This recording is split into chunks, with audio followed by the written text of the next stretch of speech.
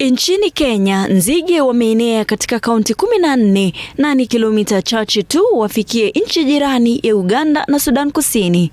Shirika hilo limeonya kuwa kuna tishio ambalo halijawahi kutokea kwa utoshelezaji wa chakula na hali ya kujikimu jinsi nzige hao wanavyoongezeka.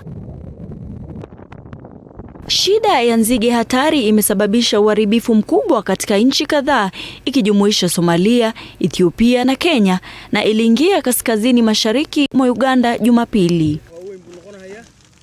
Mara ya mwisho Kenya iliathirika na nzige kiasi hiki ilikuwa miaka 70 iliyopita.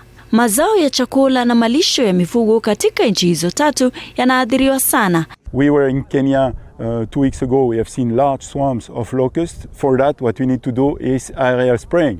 What we saw here this morning is upper bands, so they are not flying yet.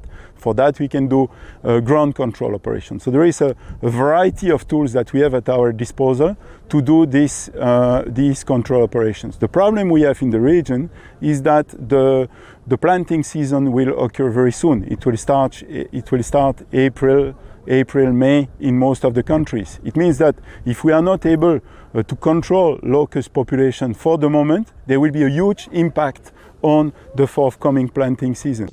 FAO imeitisha msaada wa dola milioni 76 kusaidia kupambana na nzige, lakini inasema imepokea milioni 19 tu kutoka kwa wafadhili kufikia sasa. It's time for the international community to understand that it is an issue that needs to be dealt with now.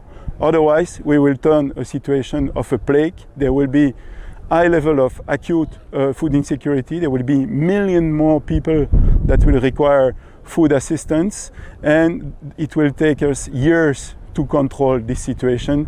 Nzige wa jangwani ndio wadudu hatari zaidi kwa kuhama ulimwenguni. Wingu la nzige lililoko kilomita 1 mraba linaweza kula kiasi cha chakula kwa siku moja kama watu 35,000. Nikiripotia TV47, mimi ni Zipporah Umile.